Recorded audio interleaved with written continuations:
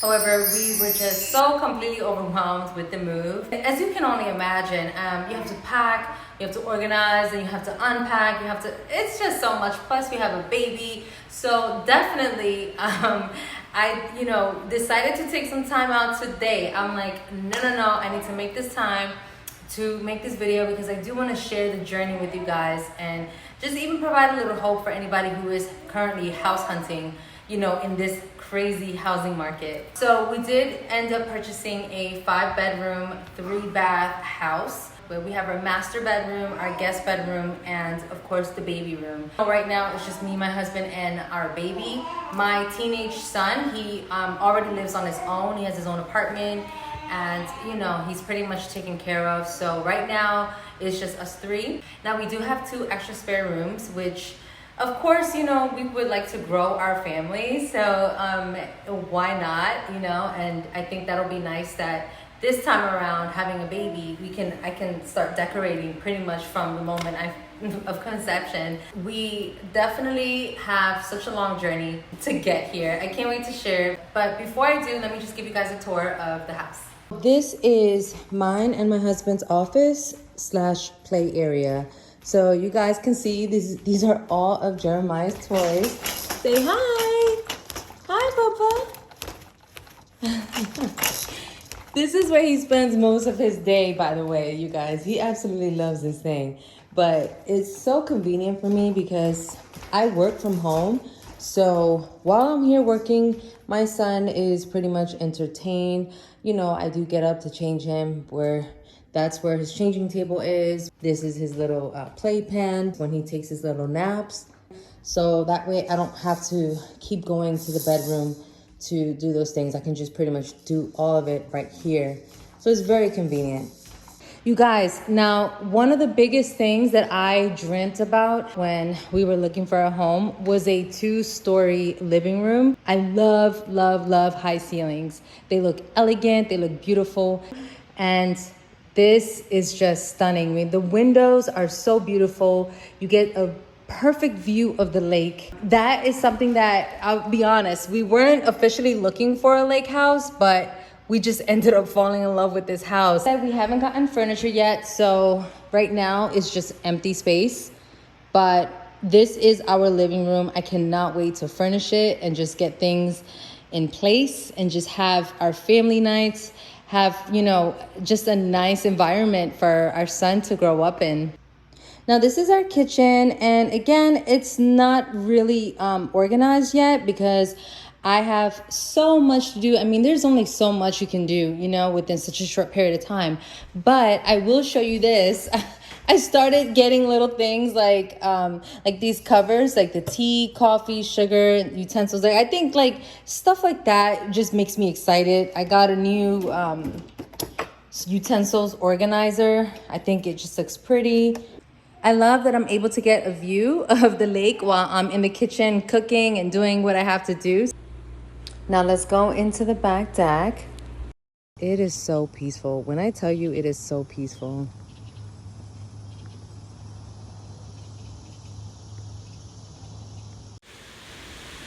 And this is how it looks when it rains.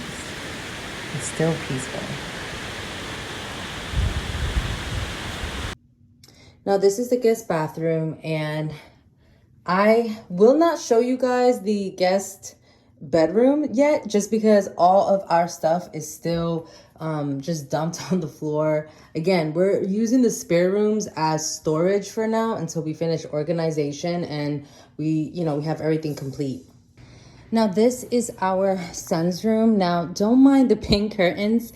They were actually there from the previous seller. He pretty much left the curtains on all windows. So I haven't even really done anything with this room, to be honest with you. I've just pretty much dumped the boxes in a corner.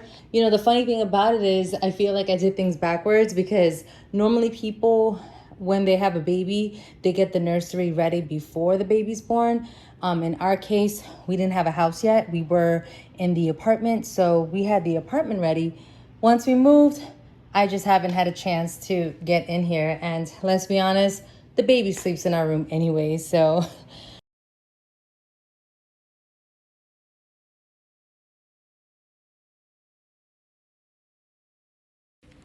Now this is our master bedroom.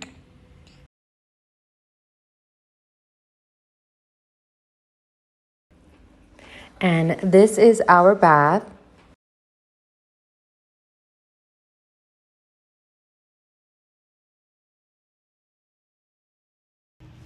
Now we do have two spare rooms. This one is mine and that one is Brandon's, but they're closed because, oh boy, are they absolutely messy right now with all our stuff. But yeah, we have our third bathroom, which is here.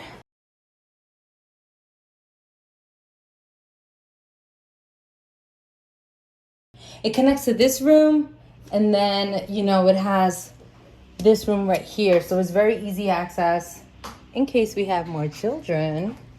My baby got hungry while I was recording, so you have to bear with me as I feed him, and I'll just tell my testimony while I'm giving him his milk. So when we first started looking for a house, it was in 2021 when we first got married. We had moved into a 2-bedroom apartment, and you know, it was small, but it was fine. It was just us.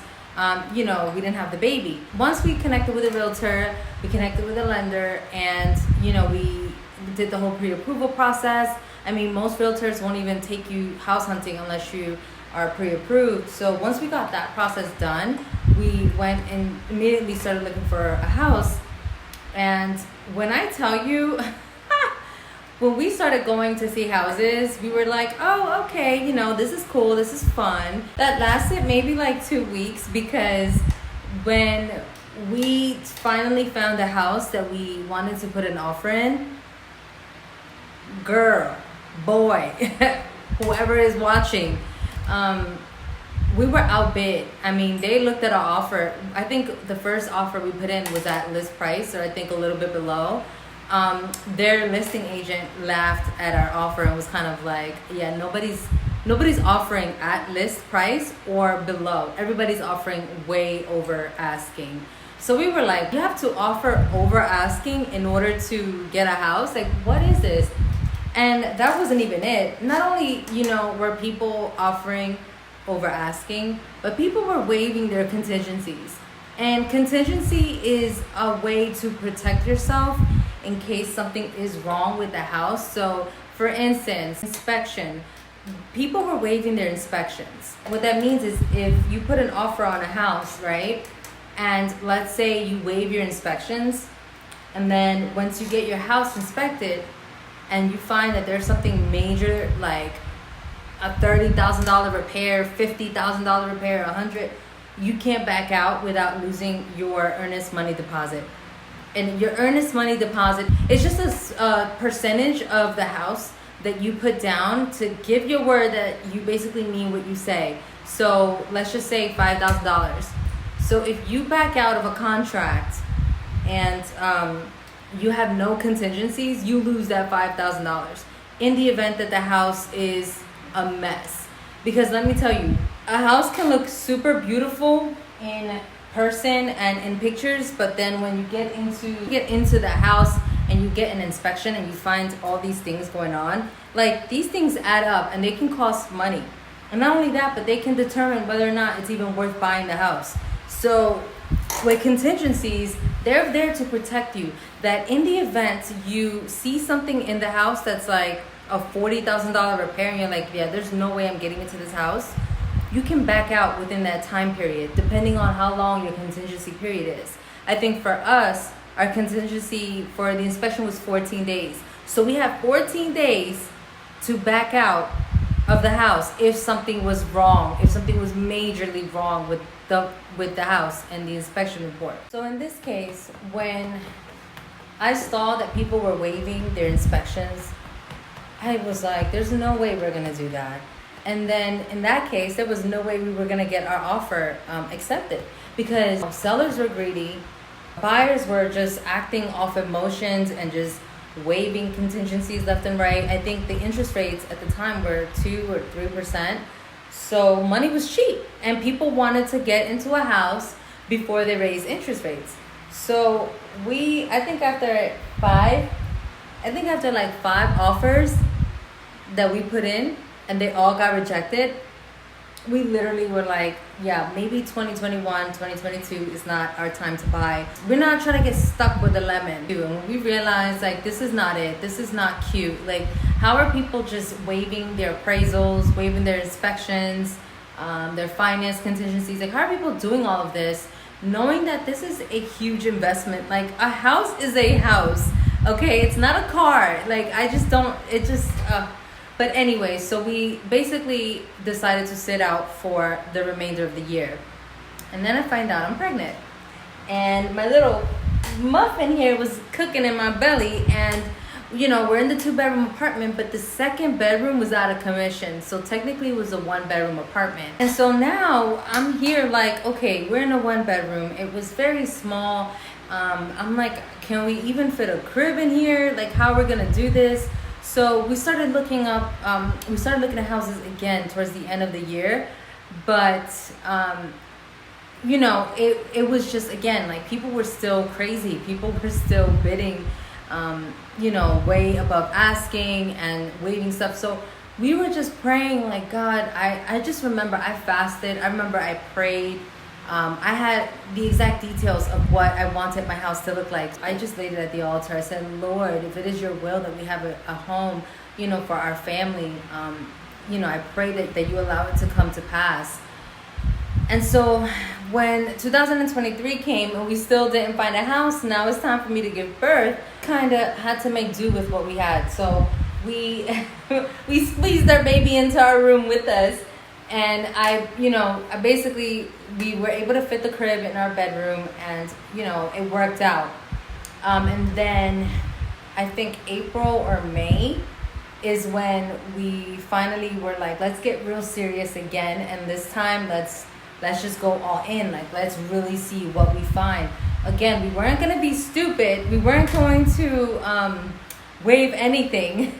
But we were really just like, let's really try this again. And so when we started the process, we had to basically get pre-approved again. We contacted our realtor and we just let her know, hey, look, we're ready and we really want to, you know, we want this to be the final go. Like, we want to find a house. And so this is where the testimony part comes in. So one night I go to sleep like normal and I had this dream. And in the dream, I walk into a house, and as soon as I see the house, my jaw hit the floor. Like, I was just like, and then I go into the bedroom, and I was just like, and it had like a jetted tub and everything. So I was just like, oh my gosh. I wake up, and I was just like, I had a dream of, a house that was just beautiful. It took my breath away. But I didn't think anything of it. I was just like, okay. And in my dream, it was basically like the girl who was selling it was basically saying, you're going to get this house. So I'm like, okay. I woke up and I just, again, mind you, we came from, it was a jungle in the housing market, okay? In 2021, 2022, we were just, our offers were toilet paper. So we were kind of like, okay, I didn't, think nothing of it. All right, so I actually just came out here because I started to think that it was getting a little dark in my office area. And I figured, let me just bring the camera to the back deck. And that way natural sunlight can come in and you guys may be able to see a little bit better. But okay, so where was I? So I didn't think anything of the dream. I just woke up and I was just like, okay, we've been looking for a house for almost 2 years.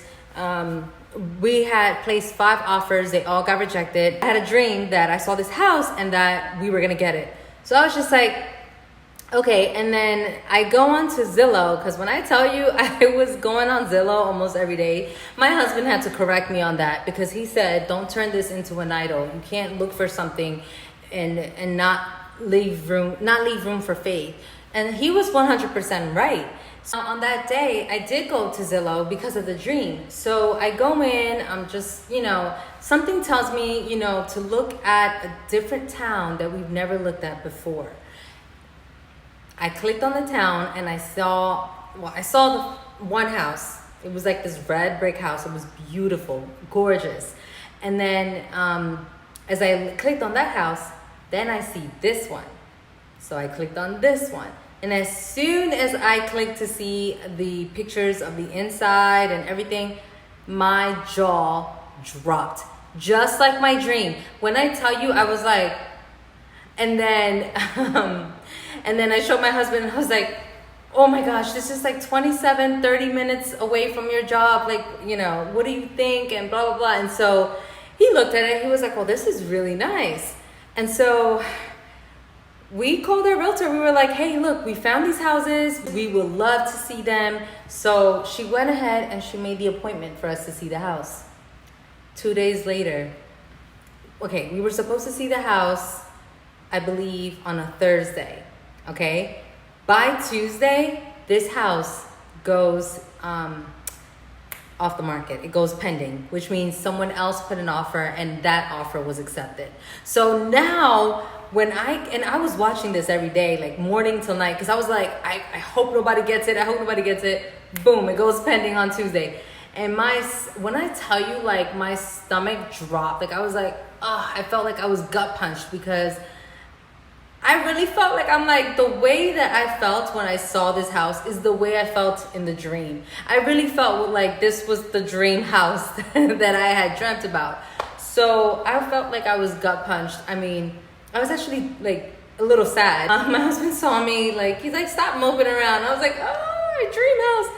So we still had on schedule to see the other house on Thursday, but then my realtor ended up canceling only because her plane got delayed and she was actually coming in from vacation on Thursday. So I actually really, like, I felt like it was so kind of her that, you know, on her day back from a trip, she was willing to take us out to see a house.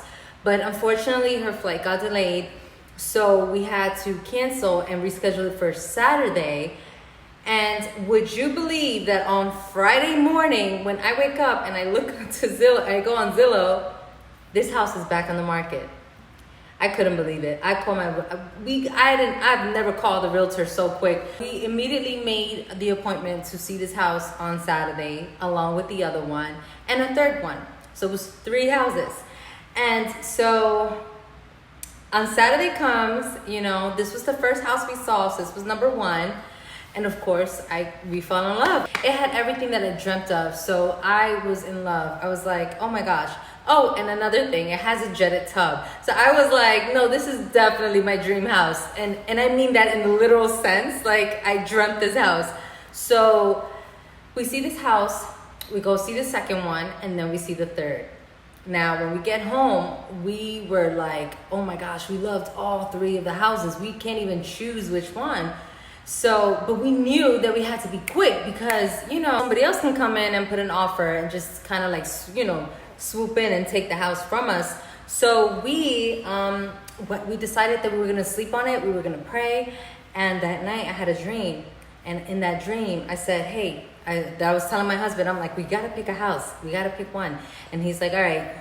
And I said, you write down on a piece of paper which house you like the most, and I'll write down which house I like the most. Whichever one we pick will be the house that we're gonna go with.